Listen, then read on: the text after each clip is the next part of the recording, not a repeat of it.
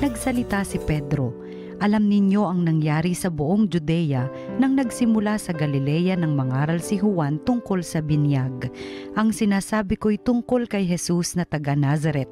Ipinagkaloob sa kanya ng Diyos ang Espiritu Santo at ang kapangyarihan bilang katunayan na siya nga ang hinirang.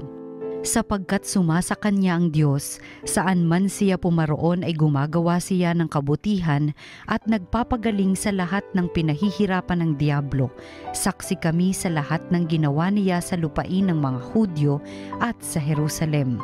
Gayunman, siya'y ipinako nila sa krus, ngunit muli siyang binuhay ng Diyos sa ikatlong araw. Napakita siya, hindi sa lahat ng tao, kundi sa amin lamang na noon pang unay, pinili na ng Diyos bilang mga saksi. Kami ang nakasama niyang kumain at uminom pagkatapos na siya'y muling mabuhay.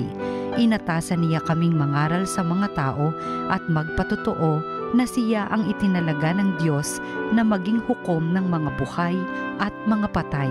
Siya ang tinutukoy ng mga propeta ng kanilang ipahayag na bawat mananalig sa kanya ay tatanggap ng kapatawaran sa kanilang mga kasalanan sa pamamagitan ng kanyang pangalan." Ang salita ng Diyos. Araw ngayon ng may kapal, magalak tayo't magdiwang. O pasalamatan ang Diyos na Panginoon pagkat siya'y mabuti. Ang kanyang pag-ibig ay napakatatag at mananatili. Ang taga-Israel bayaang sa bihit kanilang ihayag. Ang pag-ibig ng Diyos ay hindi kukupas.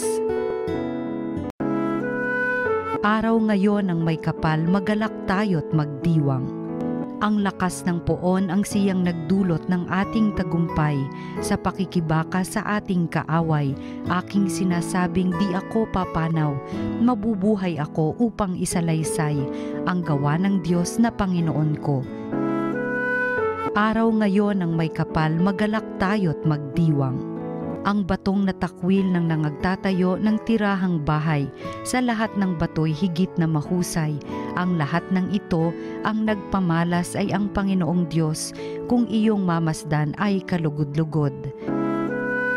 Araw ngayon ng may kapal, magalak tayo't magdiwang. Pagbasa mula sa sulat ni Apostol San Pablo sa mga taga-Kolosas.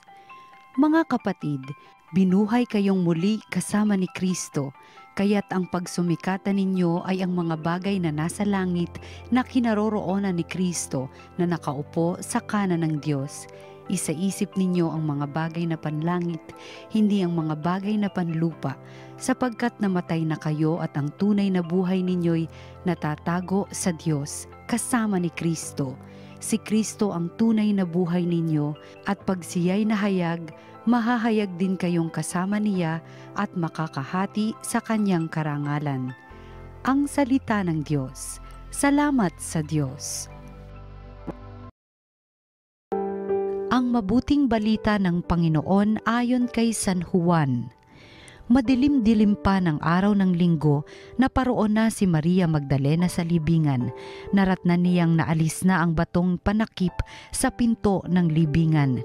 Dahil dito, patakbo siyang pumunta kay Simon Pedro at sa alagad na mahal ni Jesus. At sinabi sa kanila, "Kinuha sa libingan ang Panginoon at hindi namin alam kung saan dinala." Kaya't si Pedro at ang nasabing alagad ay nagpunta sa libingan. Kapwa sila tumakbo, ngunit si Pedro'y naunahan ng kasamang alagad. Yumuko ito at sumilip sa loob. Nakita niyang nakalagay ang mga kayong lino, ngunit hindi siya pumasok.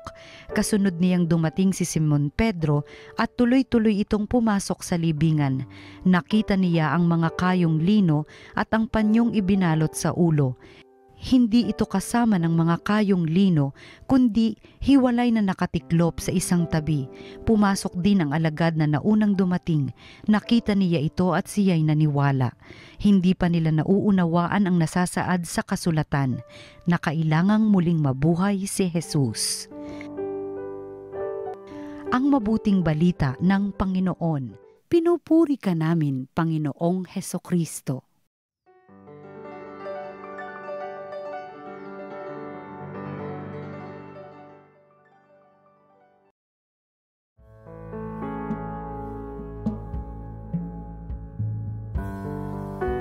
A blessed Easter Sunday po sa inyong lahat. Happy Easter! Wow! What else ang dapat sabihin ni Bishop sa inyo if not the joy of having known that Christ, after His passion, death, and death, ay merong resurrection. Glory, mga kapatid. It is a message of hope, a message of peace. No? Nakakatuwa po na dapat talagang nating ipagdiwang at pagnilayan. May kasabihan po dito sa amin sa Marinduque, sa mga siklista. Pagkatapos ng bawat ahon, laging may lamon. Yan. Ay, ewan ko po, but siguro galing sa puso ng isang mananampalataya yun, because this is the reality that we reflect on this day.